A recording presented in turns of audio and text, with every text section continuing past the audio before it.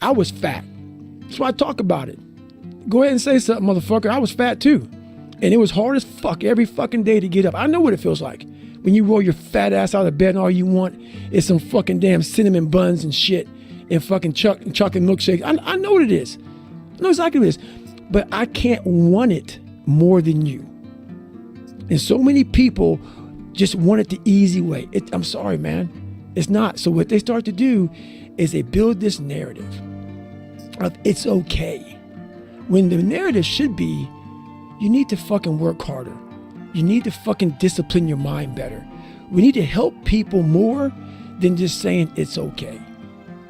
It's okay that you're not fucking willing to fucking help yourself out. That's not okay. It's not okay. It's not acceptable. Even though it's your life, if that's acceptable, that's unacceptable. And there's a lot of people in this world, me included, that if I accepted that, I wouldn't be anywhere. If you're willing to suffer, and I mean suffer, your brain and your body, once connected together, can do anything. And this 30 miles was the life-changing moment. I was out of it. I was in the worst pain in my entire life. I was, to me, on the brink of death. And I was able to chunk this 30 damn miles into small pieces. I was so driven, and I'm not gonna say motivated because motivation's crap. Motivation comes and goes. When you're driven, whatever's in front of you will get destroyed. It's more important to own your weaknesses. You got to really triple down on those, man. Because why? You want to become a full human being. We like to run away from weaknesses. Like for instance, if you're good at running, all you want to do is run. If you're great at reading, you have several books. But we don't do those things that we're not good at.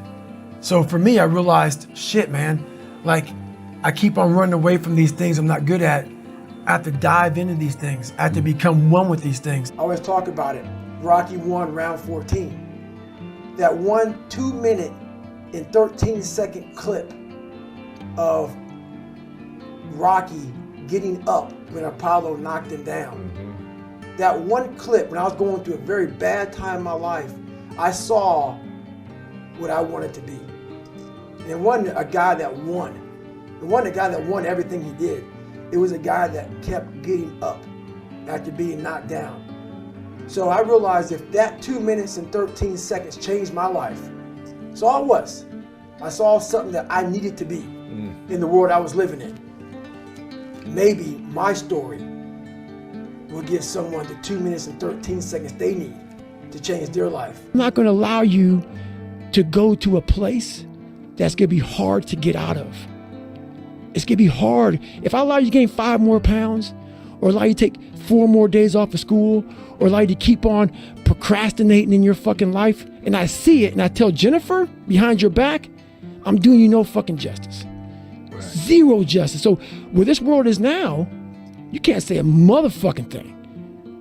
I do. I still do, and I always will. Don't like me. Don't like me. I'm good with that. The mentality of a warrior is very different than normal mentality. You must be that person on that door, get ready to open it, thinking to yourself, if I die, so be it. And this is my thought process. So you want to be normal. So you just want to be like everybody else that roams the world, not knowing the power that's in them. Being fine with being mediocre. You want to go back to who you were, huh, David? I'm like, fuck that, man. What was haunting me was me. I can't control my dad. I can't control the people calling me nigga. I can't control all these things. But they were things that kept me down. It started becoming my reality. My reality was what they made it out to be. And I became my own. The most important conversation you'll ever have with your life, in your life, is when you have yourself. And my conversation was absolutely horrifying. Got to a point, I'd be running. I was like, okay, man, we could do 10 miles today. I get to 10 miles, like, oh no, motherfucker. That fucking demon that I let out every fucking morning that walks the streets at night, he comes and says, no, bitch, not today, man. There's somebody out there that you don't know, have never fucking met in your entire life, that is doing 12, 13, 14. You're gonna do another one. And when you meet him, you ain't gonna be fucking ready. So Goggins kept on running. I had to be honest with you, man. I'm even shaking right now being on this show. I'm a big time introvert. How you address it is you face it. You face it every day. You face it every single day of your life where you say, okay, like if you're fat and you need to lose weight, it's patience. It's patience in this fact of accepting who you are right now. I'm fat. I don't like myself. Accepting the fact that if you lose 3 or 4 pounds, that's a huge accomplishment. You have to live in your own fucking world.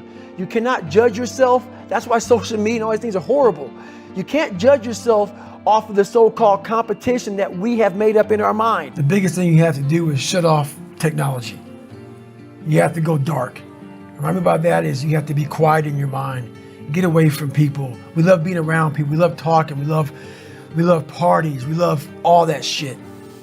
It's okay to be alone. It's also okay to be unhappy. It's okay to be unhappy sometimes, man. It's okay to say, you know what, man, I'm fucked up. So you gotta go to the truth first. Who are you? Get really accountable and say, okay, who am I? What's the truth about me? Get to that dark place in your mind. Figure out, it may take months, it may take years. Figure out your purpose. Figure out what you want to be in life. And then from there, okay, I have my purpose. It may take a long time. No one knows their purpose because it's too loud. Find your purpose. From there, all right, you gotta start planning. People love the planning phase because it's very comfortable. Then from the planning phase, you gotta go to execution. So the execution phase where we all hate, because that's where the real work begins, and that's when the failure happens, and the failure, and the failure. I used to tell people lies so they would like me. Because I was so insecure. When you start to build yourself up and start to have the one thing that we don't have is confidence. Yep. Real, authentic confidence from hard work. Everything else goes away. You no longer look to other people for your self-esteem. Validation. That's right. Yeah. You now know. I walk in a room now and I know the hours and years and decades I put into David Goggins.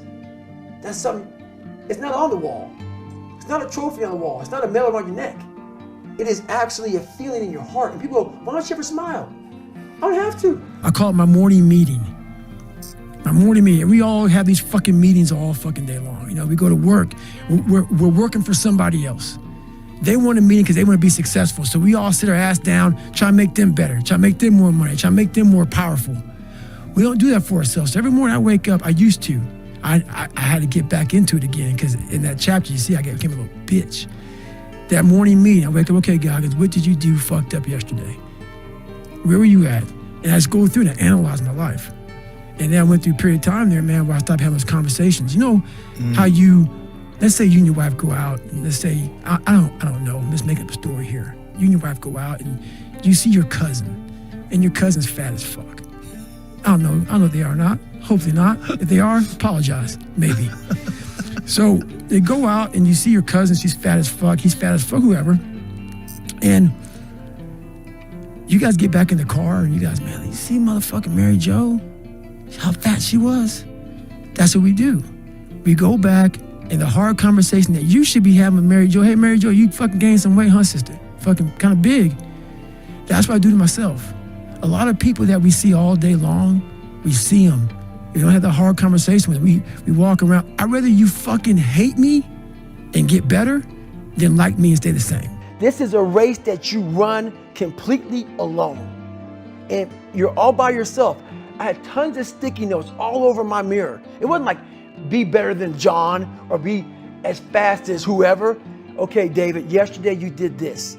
Today, our next goal for the week is this. So I had a year goal, weekly goals, daily goals, hourly goals, and the big goal was I lied a lot growing up. I wanted to be accepted.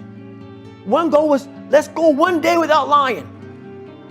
Let's go one day, and then when I would lie to somebody, I would say, hey man, I had to go back now and apologize, say, hey man, I lied to you. You know how hard it is to go back to somebody and say, I lied to you? Hey man, you know what? Back there, I lied to you, dude. I was really jacked up.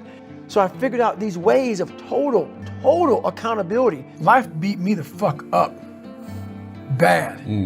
I mean, I was knocked out in the 12th round of a 15 round, heavyweight bout. I was knocked out. But what happened was in the 12th round, when the challenger turned his back on me, I was getting the fuck up. And I got up and won the next 3 rounds and knocked that motherfucker out in the 15th round. I don't care how you perceive David Goggins, because through my journey, I figured out the one piece I was missing.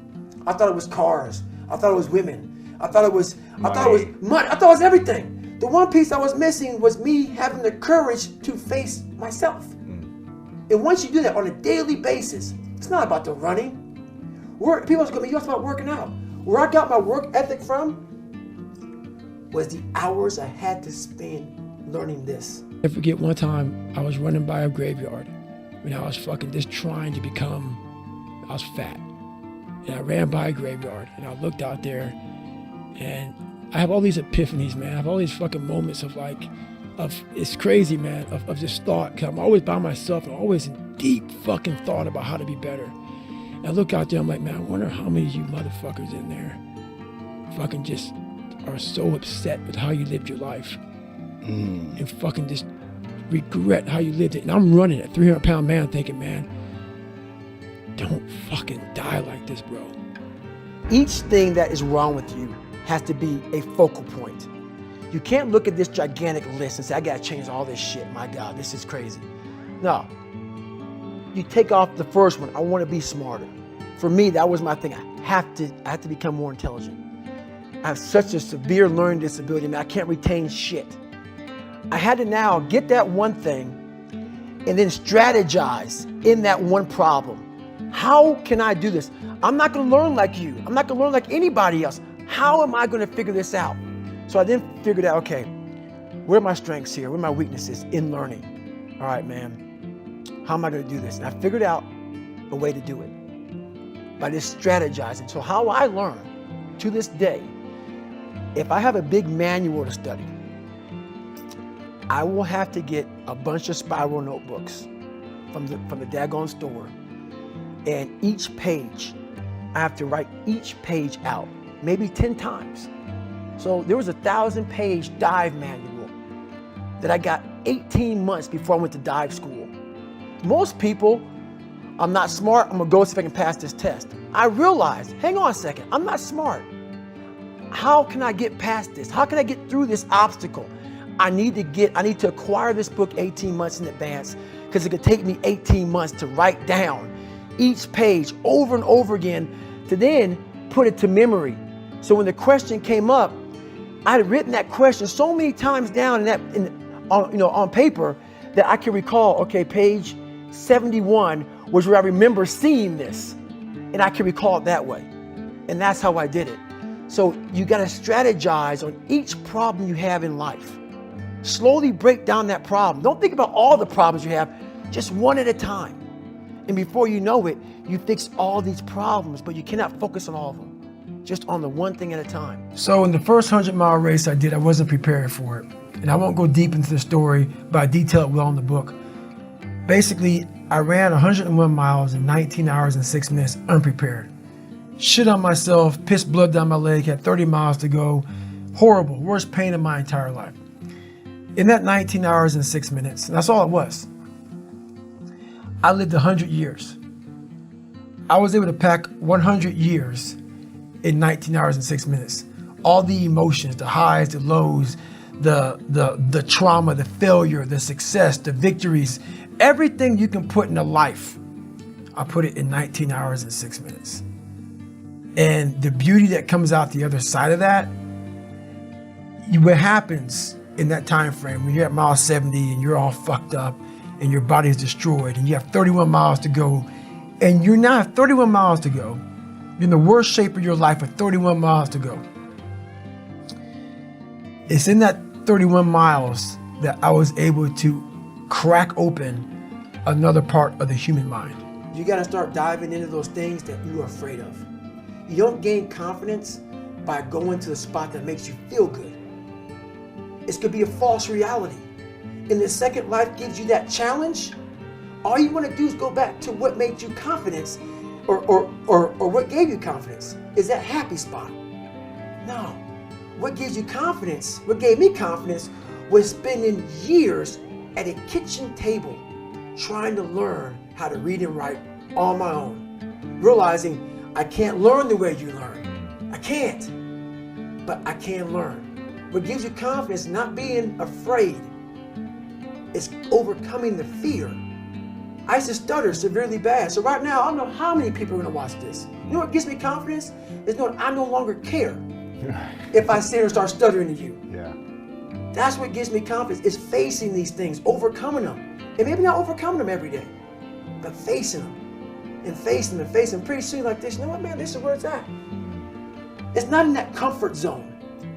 It's in the discomfort zone is where my confidence is getting built. Mm-hmm. So my whole idea when I went back to see my dad was I was hoping that I could just fucking call myself a loser, and it's because of you, Dad.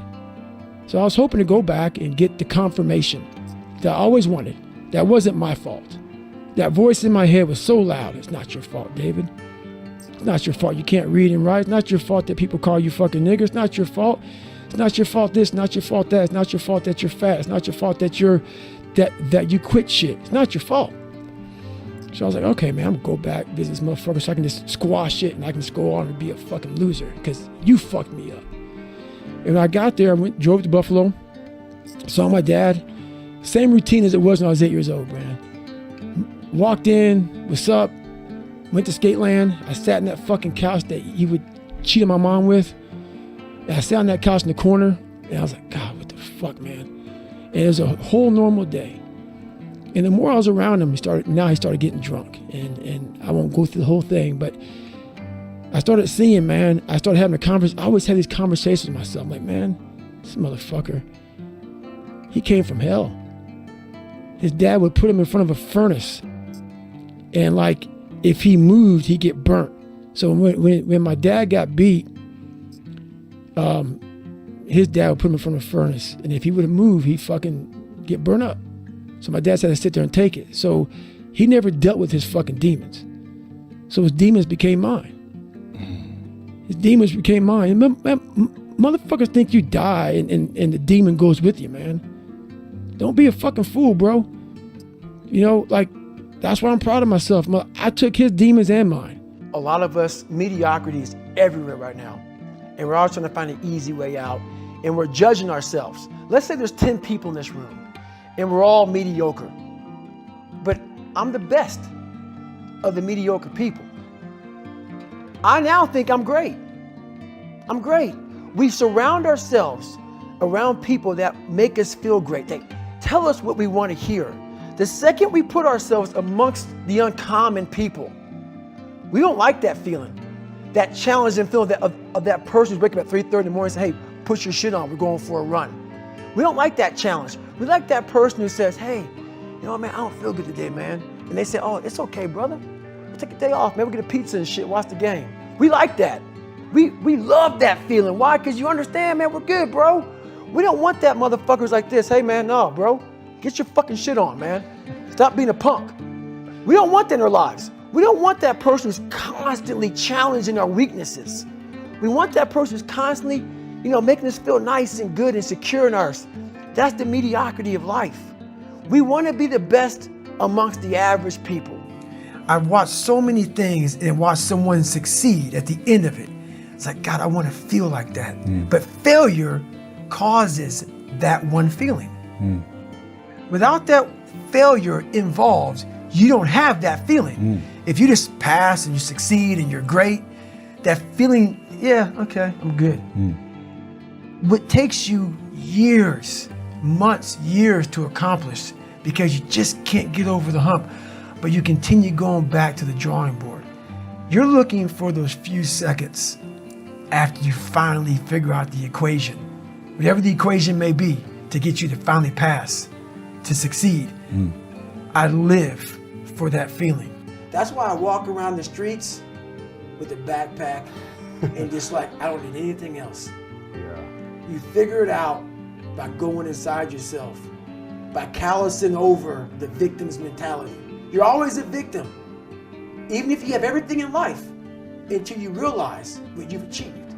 There's a lot of people in mediocrity who have a nice resume, but they're one-timers, man. They hit a one-time deal, they busted it open, got a lot of money, but they're good. You're mediocre now, man.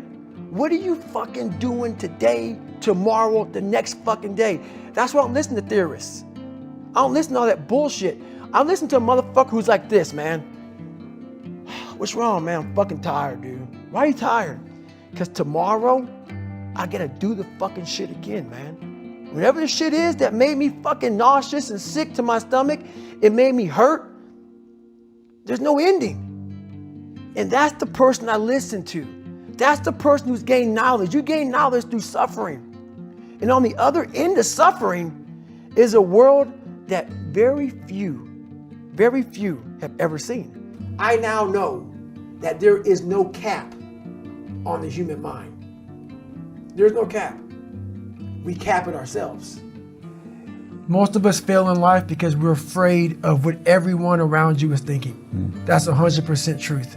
So we live by the narrative of other people.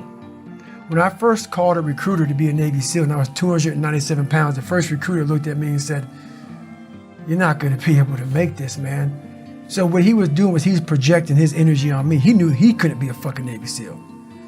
So God helped this black guy, because I was only the 36th African American to make it through in over 70 years.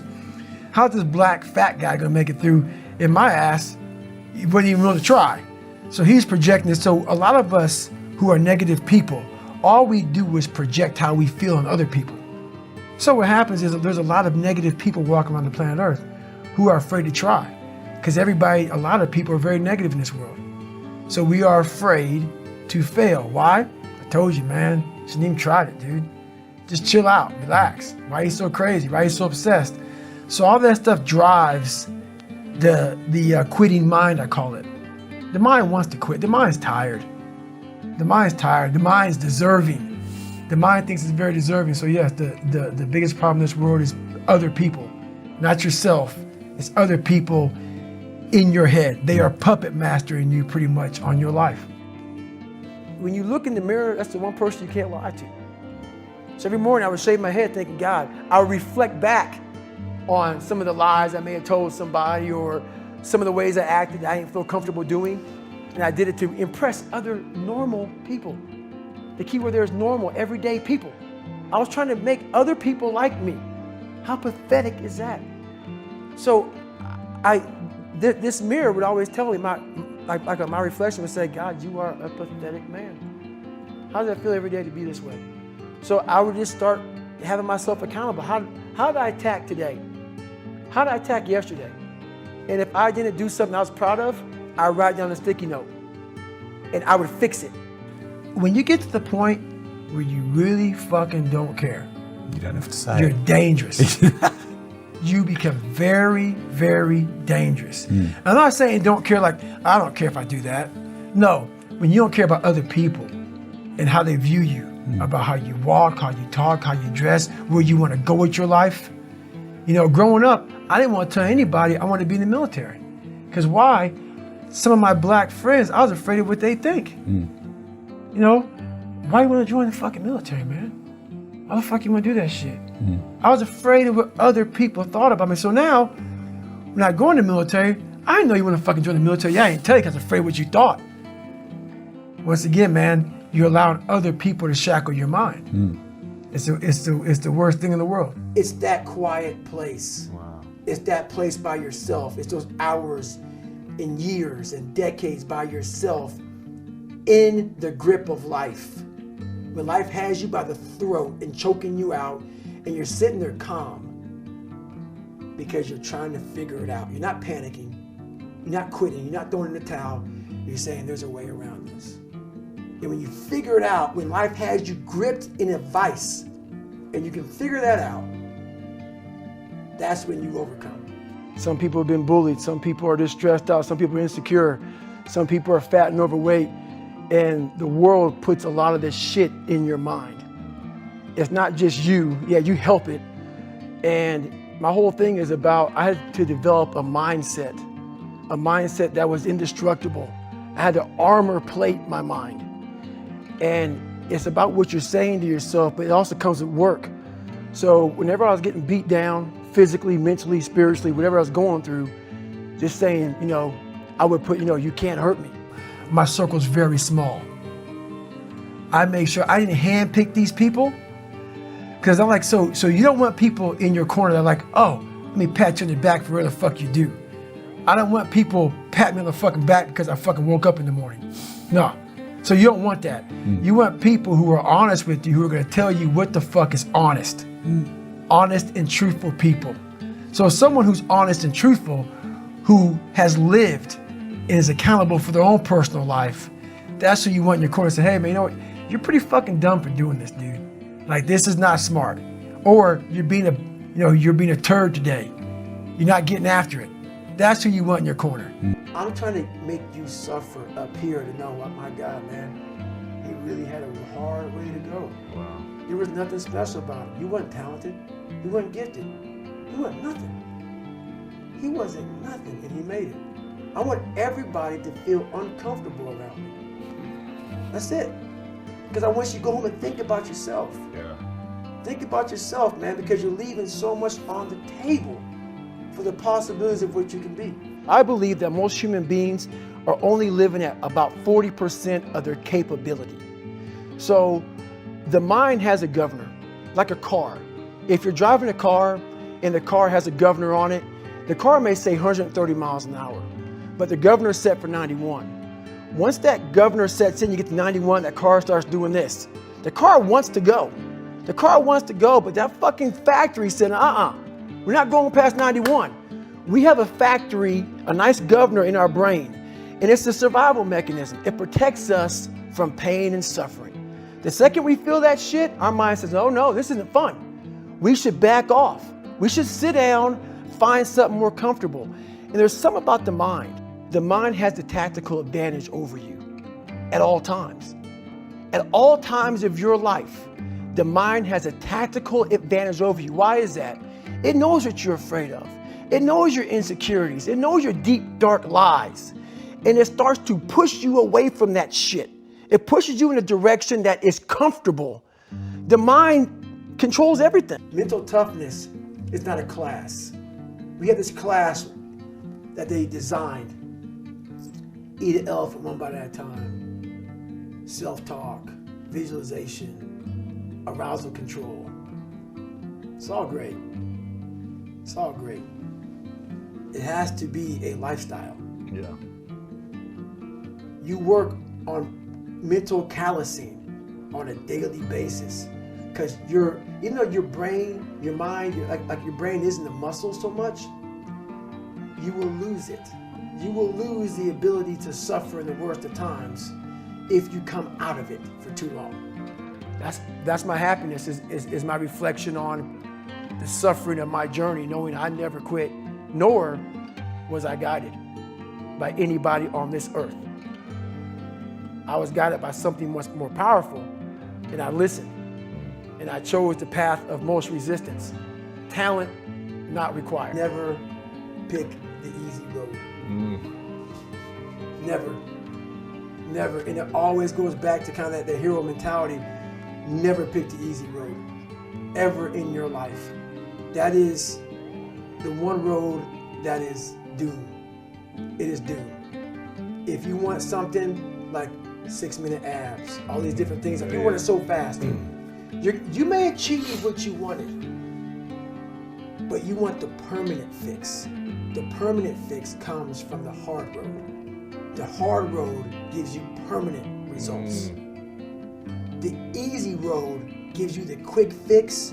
You will go back to where you started on the easy route.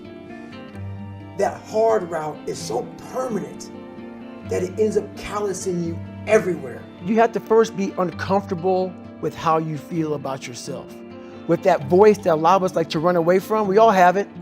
We all have that voice that say, hey man, you're kind of wimping out right now. You're kind of being a little punk right now. But a lot of us say, okay, that's okay. It's okay to tell these little white lies to ourselves. So we first have to face the real you. The real me is David Goggins. The real me is a guy looking at you right now saying, I don't want to fucking be on this show right now because I used to stutter as a kid. And I'm afraid of that. I'm afraid that here in a second, I'm going to start fucking stammering and stuttering and the whole world is going to know that I have all these issues. But that's when I see right now, okay, Goggins, you got to go on this fucking show. That's Goggins. Goggins is saying, okay, David Goggins, you're a punk. Life made you this way. We can't live like this. We can't live in fear. We can't live in judgment. We can't be afraid of what the fuck people right now are looking at me saying about me. We cannot be afraid of that. That's Goggins. Goggins saying, fuck all of you who don't like me, who don't want to, and that person then comes in. But you have to be David Goggins and say, man, I'm afraid of this. I'm fucked up here. Life made me this way here. I stutter. I have these issues with reading and writing, and I'm fat and I'm insecure. You have to face that in that dark room. In that dark room is who you are. But in that dark room is where you have to create another human being that walks out of that dark room. When you get to where you want to go in life, when you finally get there, you finally reach that point, and you're there, and you're happy as hell. Realize this, you're not there yet. When you get that feeling that you arrived, be afraid. Right. Be truly afraid, because now you start to do this. Slowly die. Slowly die. Either you're getting better or you're getting worse. You're not staying the same.